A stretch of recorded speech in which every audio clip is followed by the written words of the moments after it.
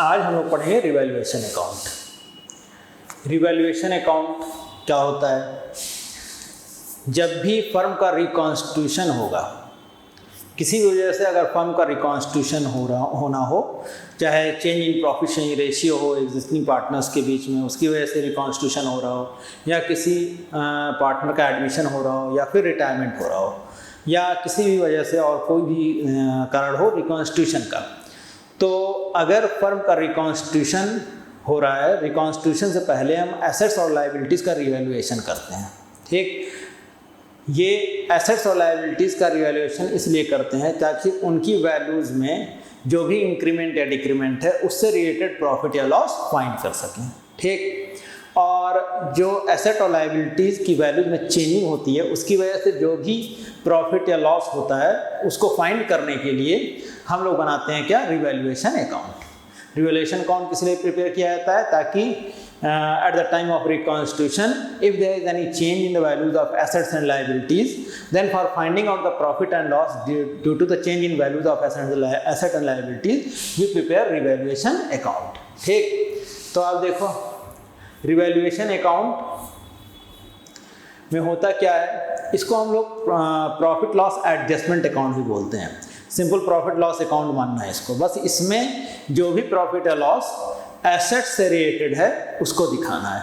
ठीक, अब जैसे मान लिया कि 5 साल पहले कोई बिल्डिंग थी 1 लाख रुपए की, मान लिया कि 10 लाख रुपए की वो हमने दुकान ली थी, शॉप ली थी, और आज की डेट में उसकी वैल्यू हो गई 12 लाख रुपए। ठीक, तो अब ये जो 2 लाख उसकी वैल्यू बढ़ी, इसका मतलब अगर एसेट का वैल्यू बढ़ रहा है तो ये हमारे लिए क्या होगा, प्रॉफिट। ठीक, ऐसे ही मान लिया कोई एसेट था उसकी वैल्यू घट गई, कोई मशीनरी थी 5 साल पहले ली गई थी उसकी वैल्यू 5 लाख थी और आज की डेट में उसकी वैल्यू घट के 4 लाख हो गई है, तो 1 लाख का क्या हो रहा है, लॉस। तो याद रखना, एसेट की वैल्यू अगर बढ़ेगी तो क्या होगा, प्रॉफिट, और एसेट की वैल्यू अगर घटेगी तो क्या होगा, लॉस। ठीक, ऐसे ही कोई लायबिलिटी है हमारे पास, उस लायबिलिटी की वैल्यू बढ़ जाएगी। मान लीजिए पहले से लायबिलिटी थी, क्रेडिटर था, 1 लाख रुपए उसे पे करना था, लेकिन आज के डेट में उसको 1,20,000 पे करना है। ठीक, तो 20,000 का ज़्यादा पे करना है ना हमें, तो ये हमारे लिए क्या होगा, लॉस। ऐसे ही अगर लायबिलिटी की वैल्यू घट जाए, मान लीजिए 1 लाख रुपए किसी क्रेडिटर को पे करना था और आज की डेट में वो हमसे कह रहा है कि नहीं ठीक सिर्फ 70,000 रुपये दे दो, तो 30,000 रुपये की लायबिलिटी घट गई, तो ये इसकी वजह से हमें क्या होगा, प्रॉफिट, यानी हमको कम देना है अब 30,000 रुपये, तो हमारे लिए क्या होगा, प्रॉफिट होगा। तो एसेट या लायबिलिटी में जो भी एसेट या लायबिलिटीज़ की वैल्यू में चेंजिंग होगी उससे रिलेटेड प्रॉफिट या लॉस फाइंड करने के लिए हम लोग क्या बनाएंगे, रिवैल्यूएशन अकाउंट। अब जाहिर सी बात है, किसी भी तरह का कोई भी प्रॉफिट लॉस अकाउंट होता है,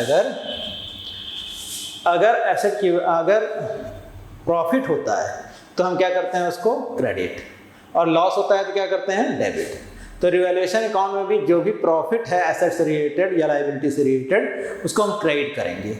अब एसेट की वैल्यू अगर बढ़ रही है, 1 लाख की बिल्डिंग थी, 10 लाख की बिल्डिंग थी, अब बढ़ के वैल्यू 12 लाख हो गई है, तो 2 लाख का प्रॉफिट हुआ, तो इसको क्या कर देंगे हम, क्रेडिट। ठीक, ऐसे अगर मान लिया मशीन थी 10 लाख की, उसकी वैल्यू हो गई है 9 लाख, तो घट गया, तो वैल्यू घटेगा तो क्या होगा, लॉस, तो हम क्या कर देंगे, डेबिट। तो याद रखना, अगर एसेट की वैल्यू बढ़ रही है तो क्या करेंगे, उसको रिवैल्यूएशन अकाउंट में क्रेडिट, और अगर एसेट की वैल्यू घट रही है तो क्या करेंगे, रिवैल्यूएशन में डेबिट।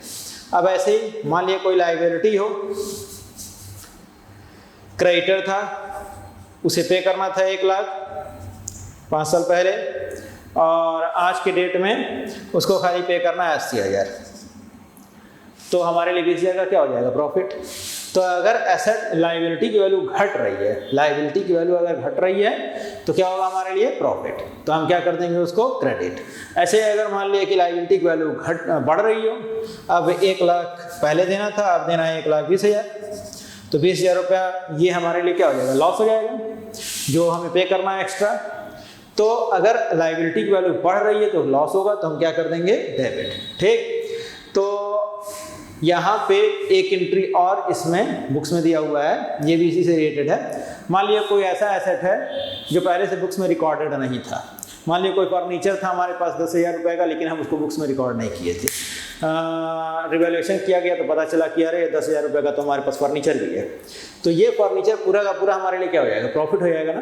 तो किसी भी तरह का कोई भी अनरिकॉर्डेड एसेट, यानी पहले से बैलेंस शीट के अंदर अगर ना लिखा हो वो एसेट, तो पहले से एग्जिस्ट ना कर रहा हो, बाद में पता चले at the time of reconstitution revaluation करने में पता चला, तो उस पूरे के पूरे एसेट को हम क्या कर देंगे, क्रेडिट।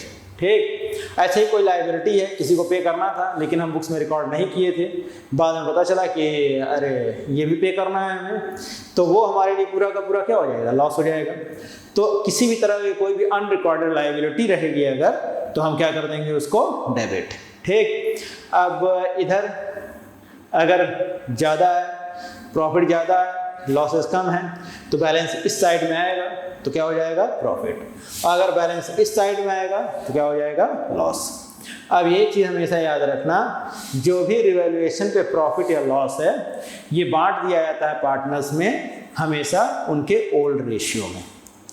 ये हमेशा किस रेशियो में बांट दिया जाएगा, ओल्ड रेशियो में। अब अगर मान लिया कि change in profit sharing ratio है और एसेट और लायबिलिटीज़ की वैल्यू में चेंजिंग हो रही है, अब उसकी वजह से अगर लॉस हुआ है, ठीक, तो इस लॉस को हम क्या करेंगे, जो भी पार्टनर्स होंगे उनको बांट देंगे किस रेशियो में, ओल्ड रेशियो में। उस लॉस को राइट ऑफ करना होगा उनको। ऐसे ही अगर प्रॉफिट हो रहा है तो प्रॉफिट बांट दिया जाएगा किस रेशियो में, पार्टनर्स में, ओल्ड रेशियो में।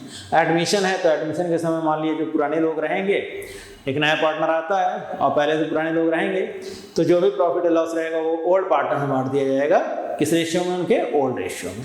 ऐसे रिटायरमेंट में जो भी पार्टनर्स हैं उनमें ये प्रॉफिट लॉस बांट दिया जाएगा किस रेशियो में, ओल्ड रेशियो में। ठीक, और जो चेंज वैल्यूज़ हैं, जैसे अब बिल्डिंग 10 लाख की थी, अब वैल्यू बढ़ के हो गई 12 लाख, तो हम जब न्यू बैलेंस शीट बनाएंगे तो उसमें हम चेंज वैल्यूज़ को दिखाएंगे, यानी कि अब नया बैलेंस शीट के अंदर कितना दिखेगा, उस बिल्डिंग का 12 लाख रुपए। ठीक, अब ये क्रेडिटर था 1 लाख का पहले था, अब हो गया वैल्यू 1,20,000।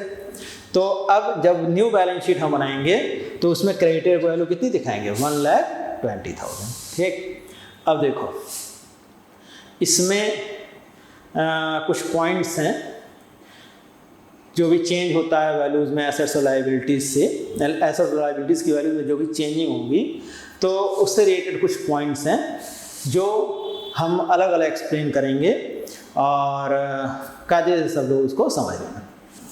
यहाँ कुछ पॉइंट्स लिखे हुए हैं। अब यहाँ बैलेंस शीट में, पहले से बैलेंस शीट में स्टॉक की वैल्यू जो है कितनी, 3 लाख रुपीज़। ठीक, और यहाँ जो अलग अलग पॉइंट्स क्वेश्चन में दिए रहते हैं, जो भी एसेट या लायबिलिटी की वैल्यू में चेंजिंग होती है, एसेट की वैल्यू में जो चेंजिंग होती है, तो कैसे कैसे पॉइंट दिया जा सकता है, क्या क्या पॉइंट दिया रहता है क्वेश्चंस में, वही सारे पॉइंट्स हम लिख दिए हैं। इसके अलावा और कोई पॉइंट इसमें नहीं होगा। ठीक, अब देखो ये किसी भी तरह का कोई भी एसेट हो, स्टॉक ही नहीं, machinery, building, car, motor vehicle, कुछ भी हो, अगर हम चेंजिंग होगी तो इसी तरह का चेंजिंग क्वेश्चन में दिया रहेगा और हम इसको समझ लेंगे तो हम कभी भी गलती हम लोग नहीं करेंगे। ठीक, इसको कायदे से सब लोग समझ लेना, गलती कभी भी क्वेश्चंस में नहीं होगी। अब ध्यान देना सब लोग, यहाँ स्टॉक का वैल्यू दिया हुआ है कितना, 3 लाख। पहले से बैलेंस शीट के अंदर स्टॉक दिया हुआ है कितने रुपए का, 3 लाख का। अब ध्यान समझना, यहाँ कह रहा है स्टॉक इज वैल्यूड एट ₹2,80,000। कोई प्रॉब्लम नहीं है। एडिशन इन्फॉर्मेशन में कह रहा है कि stock is valued at ₹2,80,000। Stock पहले से बैलेंस शीट के अंदर 3 लाख था, अब कितना हो गया उसका वैल्यू, 2,80,000। ठीक, तो क्या हो गया, वैल्यू घट गया। तो रिवैल्यूएशन में क्या कर देंगे, इसको डेबिट। कितना रुपए घटा है, 3 लाख पहले था, अब 2,80,000 हो गया है, यानी 20,000 इसकी वैल्यू घट गई है। तो यहाँ पे स्टॉक को डेबिट करेंगे रिवैल्यूएशन में। एंट्री अगर करनी होगी तो ये एंट्री होगी, revaluation account debit to stock. कितने का स्टॉक घट गया, 20,000 से। और नए बैलेंस शीट में स्टॉक दिखाया जाएगा कितना, 2,80,000 का। रिवैल्यूएशन अकाउंट जब बनाएंगे हम लोग तो यहाँ पे स्टॉक को डेबिट करेंगे कितने से स्टॉक डेबिट हो जाएगा? 20,000 से टू स्टॉक। कितने से स्टॉक डेबिट हो जाएगा? 20,000 से। और जो न्यू बैलेंस शीट रहेगा उसमें स्टॉक की वैल्यू घट गई, पहले था 3 लाख, अब स्टॉक की वैल्यू 20,000 घट गई है, पहले से 3 लाख था, अब इसकी वैल्यू 20,000 घट गई, तो इसकी वैल्यू कितनी दिखेगी अब न्यू बैलेंस शीट में? 2,80,000। ठीक, अब देखो ये पॉइंट तो एकदम सिंपल था, सबको समझ में आ गया होगा, कोई दिक्कत नहीं है। अब दूसरे पॉइंट में कह रहा है stock is decrease by 50,000। Stock की वैल्यू डिक्रीज हो रही है कितने से? 50,000 से। तो जाहिर सी बात है 50,000 से घट रहा है स्टॉक, तो यहाँ पे स्टॉक डेबिट एंट्री यही हो जाएगी, रिवैल्यूएशन का डेबिट होगा। स्टॉक घट रहा है तो जाहिर सी बात है डेबिट ही होगा, और रिवैल्यूएशन अकाउंट में इसको डेबिट साइड में दिखाया जाएगा कितना? 50,000। और इसकी वैल्यू घट गई 50,000 से, तो इसकी वैल्यू कितनी हो जाएगी अब न्यू बैलेंस शीट में? 2,50,000। समझ में आ रहा है सबको? अब देखो तीसरे पॉइंट में कह रहा है स्टॉक इज डिक्रीज टू 50,000। ये बाई और टू में अक्सर बच्चे थोड़ा प्रॉब्लम क्रिएट होता है, तो ये ध्यान देना तुम लोग। अगर लिखा हुआ है स्टॉक, लैंग्वेज है स्टॉक डिक्रीज बाय 50,000, तो जाहिर सी बात है ये घट रहा है कितने रुपए से? 50,000 से। अब कह रहा है stock is decrease to 50,000। Decrease to 50,000 का मतलब इसको घटा के 50,000 तक कर देना है। समझ में आ रहा है? इसको 50,000 से, यहाँ सेकंड पॉइंट में 50,000 से घटाना था, इसको यहाँ थर्ड पॉइंट में कह रहा है कि स्टॉक को डिक्रीज कर देना है 50,000 तक, यानी इसको घटाना है 50,000 तक ले आना है। तो यहाँ पे स्टॉक कितने से घट जाएगा अब? 2,50,000 से। पहले 3 लाख का था, अब 50,000 तक ले आना है घटा के, तो कितना घट के हो जाएगा? कितना घट जाएगा? 2,50,000। और रिवैल्यूएशन में हम 2,50,000 डेबिट कर देंगे, और न्यू बैलेंस शीट में ये स्टॉक घट के हो गया, पहले 3 लाख था, अब इसकी वैल्यू कितनी घट गई? कितनी घट के हो गई? 50,000। तो इसकी वैल्यू घट के कितनी घटी है? 2,50,000। ये भी समझ में आ गया होगा। अब देखो यहाँ कह रहा है फोर्थ पॉइंट में stock is depreciated by 20%। Stock depreciation का मतलब होता है घटाना। ठीक, स्टॉक को डेप्रिशिएट करना है कितने से? 20% से। स्टॉक इज डेप्रिशिएटेड बाय 20%, यानी स्टॉक को घटाना है कितने परसेंट से? 20% से। तो स्टॉक 20% से घटाना है, तो 3 लाख का 20% 60,000 हो जाएगा। 3 लाख का 20% कितना होगा? 60,000। 60,000 से घट गया, और ये यहाँ डेबिट कर देंगे 60,000 और रिवैल्यूएशन में, और यहाँ स्टॉक की वैल्यू घट के हो जाएगी 60,000 घट गई, तो अब वैल्यू कितनी हो जाएगी इसकी? 2,40,000। ये समझ में आया? अब देखो अगर क्वेश्चन में दिया हो स्टॉक इज डेप्रिशिएटेड टू 40%, तो वही 220%। स्टॉक इज डेप्रिशिएटेड टू, यहाँ लिखा था बाई, यहाँ क्या लिखा है? स्टॉक इज डेप्रिशिएटेड टू 20%, यानी स्टॉक की वैल्यू घटा के 20% तक कर देना है। तो 20% तक कर देना है, इसका मतलब इसकी वैल्यू कर देनी है आपको कितनी? यहाँ वैल्यू अब स्टॉक की 20% तक कर देनी है, यानी 3 लाख का 20% 60,000 कर देनी है। तो स्टॉक की वैल्यू कितनी घटी? 2,40,000। और जितना घट रहा उतना ही रिवैल्यूएशन में डेबिट हो जाएगा, 2,40,000। और यहाँ स्टॉक रिवैल्यूएशन में डेबिट होगा कितने से? 2,40,000 से। हो गया? अब देखो यहाँ कह रहा है स्टॉक इज एप्रिशिएटेड। एप्रिशिएट का मतलब बढ़ाना, एप्रिशिएटेड बाई 110%। अब बाई 110% लिखा है, स्टॉक को बढ़ाना है कितने परसेंट से? 110% से। तो स्टॉक अब बढ़ाना है, तो स्टॉक बढ़ाना है तो बढ़ा देंगे। 3 लाख का पहले स्टॉक था, अब न्यू बैलेंस शीट में ये 110% से बढ़ाना है, तो 110% अगर इंक्रीज करोगे तो ये हो जाएगा 3,30,000। स्टॉक का वैल्यू न्यू बैलेंस शीट में हो जाएगा 6,30,000। अब इसकी वैल्यू बढ़ गई, तो बढ़ेगी तो स्टॉक को क्या करेंगे हम लोग रिवैल्यूएशन में क्रेडिट करेंगे। एसेट की वैल्यू बढ़ती है तो रिवैल्यूएशन में क्या होता है क्रेडिट। तो यहाँ एंट्री हो जाएगी स्टॉक डेबिट टू रिवैल्यूएशन, और रिवैल्यूएशन में इसको क्या कर देना है क्रेडिट। कितने से क्रेडिट हो जाएगा, जितना बढ़ा है। कितना बढ़ा है 3,30,000, और स्टॉक को रिवैल्यूएशन अकाउंट में क्या कर देंगे क्रेडिट।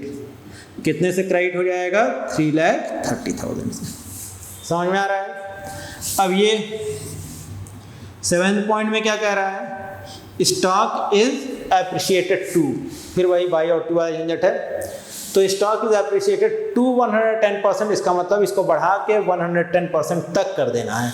तो अब स्टॉक की वैल्यू बढ़ा के कर देना है टू 110% तक, यानी 3 लाख का 110% तो तक कर देना है, यानी 3,30,000 इसकी वैल्यू हो जाएगी। बढ़ेगा कितना स्टॉक 10% से। ये समझ में आ रहा है सबको। टू और बाई वाला झंझट सब में है, ये सबको समझ में आ रहा होगा। सारा पॉइंट इसीलिए हमारा लिख दिए हैं। तो यहाँ पे स्टॉक की वैल्यू अब सिर्फ कितने से बढ़ी 30,000 से, और स्टॉक क्रेडिट करेंगे हम रिवैल्यूएशन में कितने से 30,000 से। ये भी समझ में आ गया होगा सबको। अब देखो ये जरा ध्यान देना, पॉइंट 8, 9, 10th, 11th तीनों पॉइंट चारों। अब इसमें कह रहा है stock is undervalued by 20,000। Stock पहले से अंडर वैल्यूड है, यानी कि पहले से घटा हुआ है। ठीक, तो अब इसको घटाना नहीं है, ये पहले से घटा हुआ है। अब इसको क्या करना है बढ़ाना है। तो अगर अंडर वैल्यूड लिखा रहेगा इसका मतलब घटाना नहीं है। अब क्या करना है, it is to be increased. तो यहाँ पे स्टॉक की वैल्यू को बढ़ाना है। अंडर वैल्यूड बाई 20,000 लिखा है, इसका मतलब पहले से घटा हुआ है। अंडर वैल्यूड मतलब कम करके आंका गया है, मतलब पहले से कम लिखा गया है। अब इसको क्या करना है बढ़ाना है, it is to be increased. तो यहाँ पे अंडर वैल्यूड अगर दिया रहेगा तो इसका मतलब क्या होगा, इसको बढ़ाना है। ठीक, बढ़ा दिए, और यहाँ स्टॉक को क्या कर देंगे क्रेडिट। 20,000 रुपये बढ़ गया स्टॉक का वैल्यू। तो अब न्यू बैलेंस शीट में स्टॉक की वैल्यू कितनी हो जाएगी 3,20,000।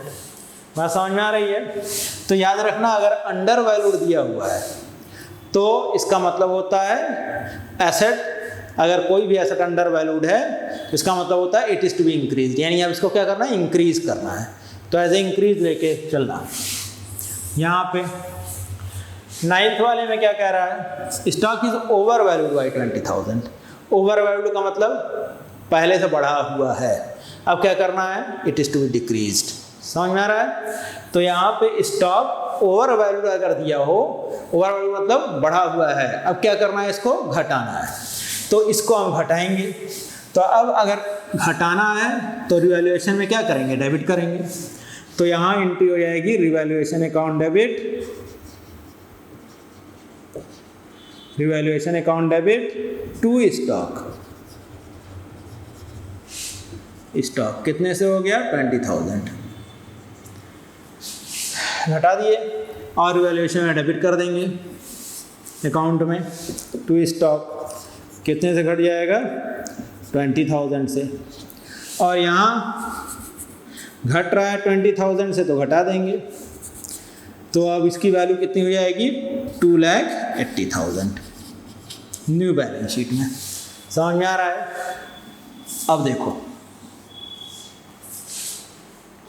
स्टॉक इज 10th पॉइंट को कायदे से समझना, इसमें थोड़ा कैलकुलेशन है। Stock is undervalued by 20%। Undervalued है तो इसका मतलब it is to be increased, इसको क्या करना है बढ़ाना है। तो अब इसमें अक्सर बच्चे गलती कर देते हैं, इसको बढ़ाना है 20% से तो हम 3 लाख का 20% निकाल के लिख देंगे, तो गलत हो जाएगा। अगर हम ये कर दिए तो क्या हो जाएगा गलत। ये तो मालूम है कि इसको क्या करना है बढ़ाना है। अंडर वैल्यू लिखा है तो इसका मतलब क्या करना है इंक्रीज करना है, लेकिन 20% नहीं निकाला जाएगा इसका। याद रखना अगर अंडर वैल्यूड दिया है परसेंटेज अगर किसी भी तरह का कोई भी एसेट हो, अगर अंडर वैल्यूड है और जितने से अंडर वैल्यूड है उसका परसेंटेज दिया है, यहाँ पे कितना परसेंट दिया हुआ है, ये अंडर वैल्यूड है 20%।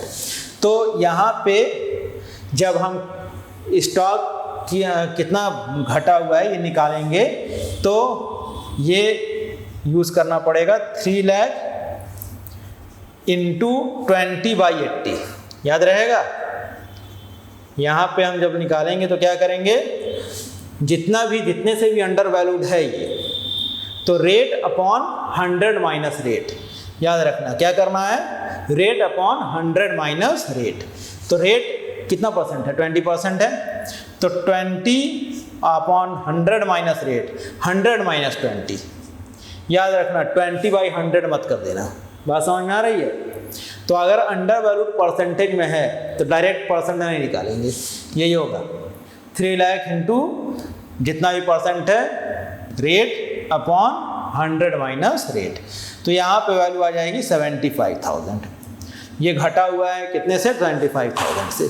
तो इसको बढ़ा देंगे, तो बढ़ाएंगे तो एंट्री यही हो जाएगी। अब कितने से बढ़ाना है, 75,000 से। सबको समझ में आ गया ये पॉइंट। स्टॉक को क्रेडिट करेंगे रिवैल्यूएशन में, कितने से क्रेडिट होगा, 75,000 से। समझ में आ रहा है सबको। यहाँ रिवैल्यूएशन अकाउंट में स्टॉक को क्रेडिट कर देंगे, कितने से क्रेडिट करेंगे हम, 75,000 से, और ये 75,000 से इसकी वैल्यू बढ़ जाएगी। तो कितना हो जाएगा ये, 3,75,000। ये गलती कभी मत करना कि डायरेक्ट परसेंट निकाल दे 20/100, तो 60,000 करके आओगे और खुश हो जाओगे कि हम तो सही किए हैं, लेकिन ये गलत हो जाएगा। ठीक, तो अगर परसेंटेज में दिया है अंडर वैल्यूड, तो हम जब निकालेंगे वैल्यू तो क्या करेंगे, कितने से अंडर वैल्यूड है वो, 3 lakh into rate upon 100 minus rate. तो 3 लाख इंटू 20/80 यानी कितना हो जाएगा, 75,000। समझ में आ रहा है।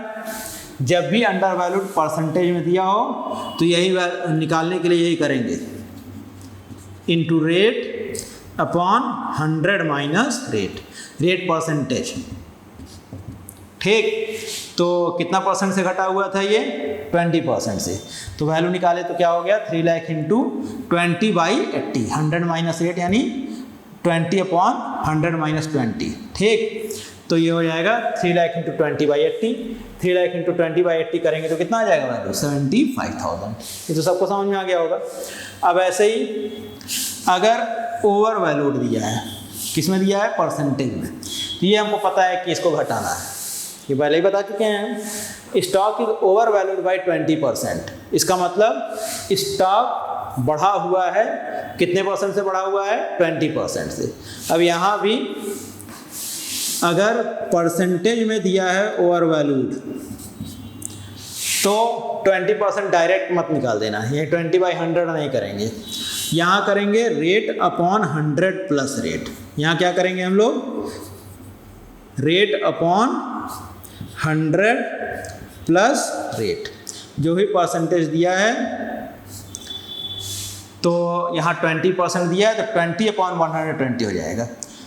यहाँ पे था रेट अपॉन 100 माइनस रेट, ठीक, और यहाँ क्या है, रेट अपॉन 100 प्लस रेट।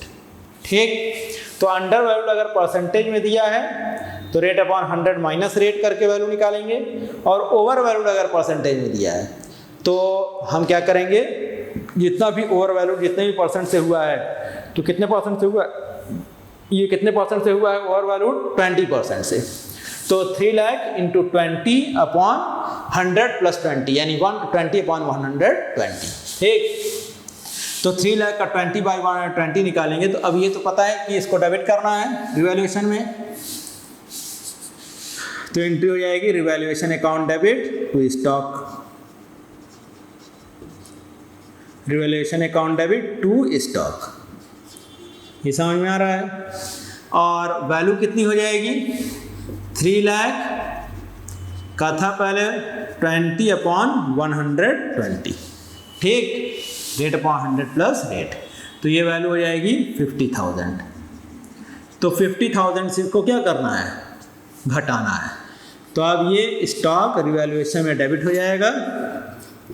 कितने से डेबिट हो जाएगा, 50,000 से, और वैल्यू घट जाएगी इसकी 50,000। तो वैल्यू घटेगी तो हम घटा देंगे। न्यू बैलेंस शीट में इसकी वैल्यू कितनी हो जाएगी, 2,50,000। ये समझ में आ गया। अब देखो ये पॉइंट भी कभी कभी क्वेश्चन में दिया जाता है, बच्चे थोड़ा कंफ्यूज हो जाते हैं इसमें, इसको कैसे समझ लेना। कह रहा है स्टॉक 50,000 का था, वो खराब हो गया था, उसका वैल्यूएशन किया गया है 40,000 पे, ठीक। तो अब ये ध्यान देना तुम लोग, 50,000 या 40,000 नहीं घटाना है इसका वैल्यू। इसी स्टॉक में 3 लाख में ये 50,000 का स्टॉक था जो खराब हो गया था, और उसकी वैल्यू कितनी की गई है, 40,000। यानी वैल्यू सिर्फ 10,000 घट रही है, 50 या 40 नहीं घट रही है। इसी 3 लाख में ये 50,000 का स्टॉक था और इसकी वैल्यू 40,000 अब कर दी गई है खराब होने की वजह से। तो इसका जो वैल्यू था वो घटा कितने से, फिर सिर्फ 10,000 से। तो यहाँ पे स्टॉक को डेबिट करेंगे रिवैल्यूएशन अकाउंट में, कितने से डेबिट करेंगे, 10,000 से। कितने से डेबिट करेंगे हम लोग, 10,000। और यहाँ पे